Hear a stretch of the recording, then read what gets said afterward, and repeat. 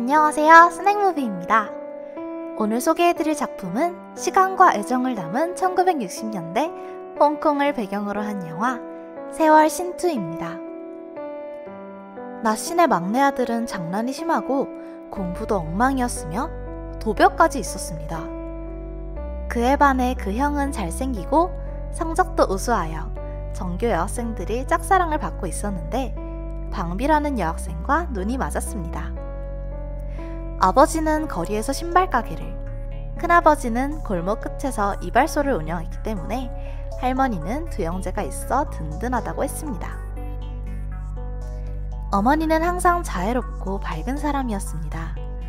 온종일 신발을 만드는 아버지에게 있어 가장 중요한 것은 바로 지붕을 지키는 일이었는데요. 지붕만 있으면 무엇이든 막을 수 있다고 생각했기 때문입니다. 그 시절 종일 힘들게 일한 후 저녁에 집집마다 바깥이 둘러앉아 함께 식사하며 서로가 만든 음식을 나누는 것이 큰 즐거움이었습니다. 신발 가게의 간판이 고장나자 아버지는 간판을 보면서 안타까워했습니다.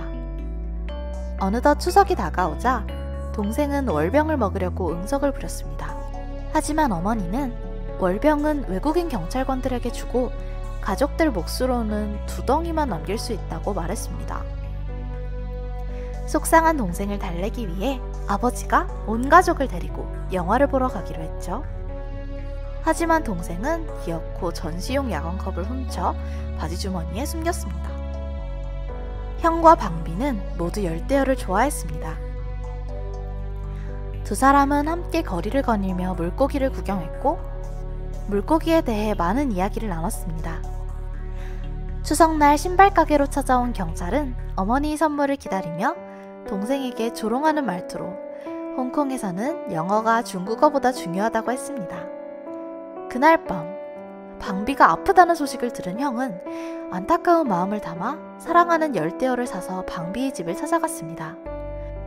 하지만 형은 방비네의 화려한 저택과 예쁜 어항을 보곤 자존심이 상했습니다.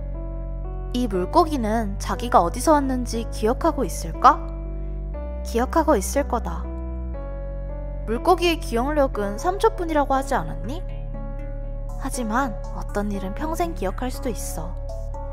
그 순간 그는 자신과 방비 사이에 넘을 수 없는 격차를 체감했습니다. 이번 일로 타격을 받은 형은 수업에 집중을 못했고 허들 경기에서도 실수를 해 금메달을 따지 못했습니다.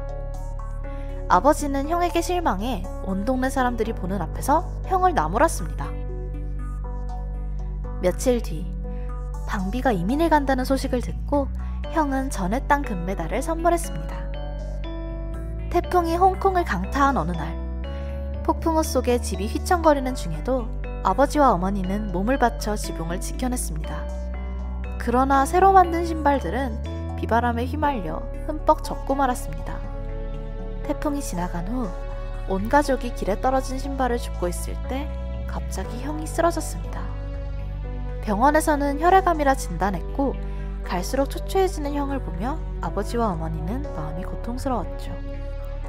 형의 병을 고치기 위해 어머니는 형제를 데리고 북경으로 진찰을 받으러 갔습니다. 병원에서 형제는 사람이 죽음을 목격하였고 동생은 무서워서 울음을 터뜨렸습니다. 하지만 북경의 의사들도 별 수가 없어 결국 어머니는 형제를 데리고 집으로 돌아와야 했죠. 몸이 더욱 쇠약해져 병원에 입원한 형이 주사 맞는 것을 보며 어머니는 억장이 무너졌습니다. 갈수록 초췌해지는 형과 망해가는 장사를 보고 있자니 늘 밝던 어머니도 버티기 힘들었죠.